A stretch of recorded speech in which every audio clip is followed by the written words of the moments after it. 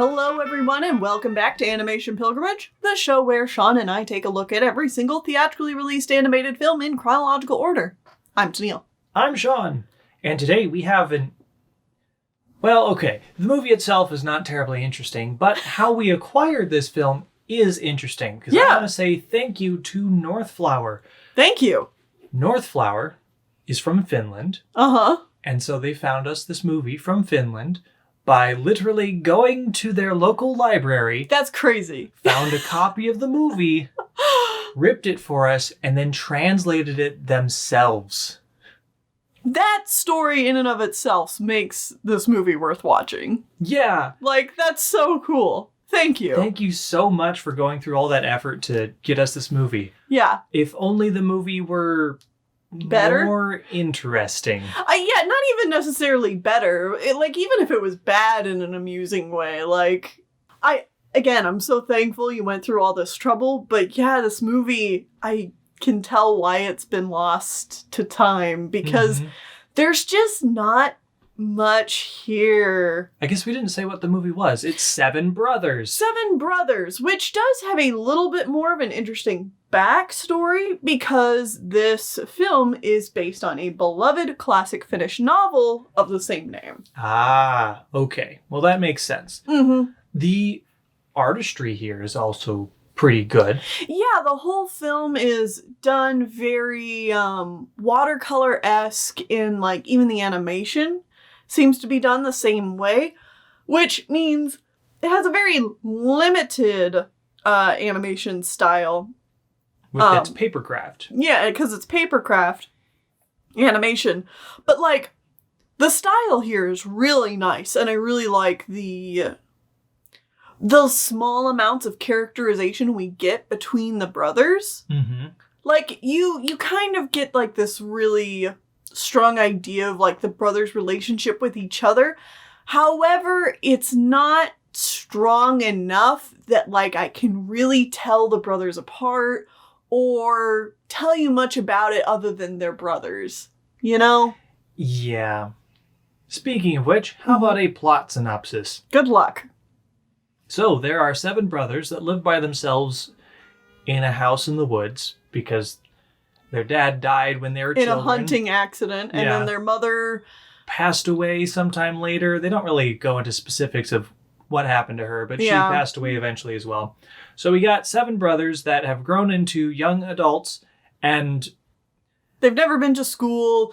They're troublemakers. Mm-hmm. So the local government man wants them to learn how to read and write and stuff, so they go to school.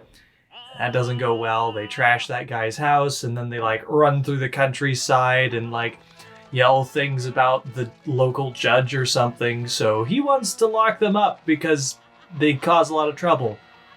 So they run into the woods, build a house out there where they can live by themselves and just sit around and drink a lot. And they do that, and then they burn their house down.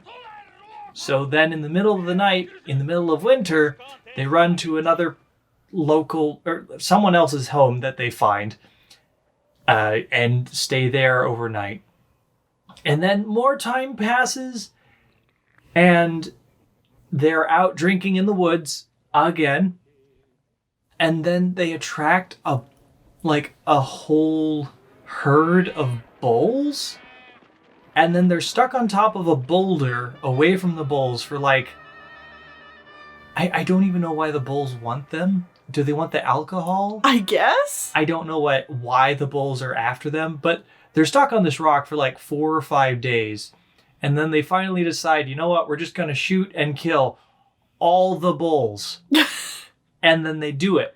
Uh-huh. And the farmer that owns them finds out and is incredibly upset. Right. Because there's a group of drunken men out in the wood that just shot and killed all of his bulls. Uh-huh. So to call the brothers screw-ups is, pretty fair. Yeah. That's the whole story. It's just the seven brothers and there are many screw-ups. So then they farm a bit to pay back the bulls. The bull farmer. The bull farmer. Uh-huh. But they do some farming to pay that off. And then one of the brothers has a vision of Lucifer coming to him and taking him to space. And they all get really spooked, so they decide they're going to be better people. So they go back to their original town, beat some people up again, but then... selling... I think for selling some of their property in an auction. But I think it's specifically on Sunday is why they do it. Because that's bad. Yeah, it's unholy or something. Yeah. So they decide that they're going to learn how to read and go to church on Sundays, and they do all those things, and they become better people. But that's the end of the story. The end. It's just them doing dumb, stupid things, and then they become better at the end. Well, and we don't even see them be better. It's just like, and then they got better. The end. Mm-hmm. I mean, and as far as I can tell, the book is very much in the same vein, where it's just like the many misadventures of these 7 brothers, and then they become better people, the end. And like, that's kind of the point of the book. It's not necessarily supposed to be super moralistic. It's just kind of like, look at these silly, dumb brothers. I think so. I think that's the general vibe of the story, is like, look at these silly brothers and look at how we all are stupid in our youth, I guess. Yeah. And then that's really it. That's all there is to say. Like I said, there are some nice touches with the watercolor painting. I think that is probably the most charming aspect of this movie. Obviously, if you're from Finland, I'd love to hear your thoughts on this below. If you are familiar with the original story, and you have any light to shed on that, that would be fantastic.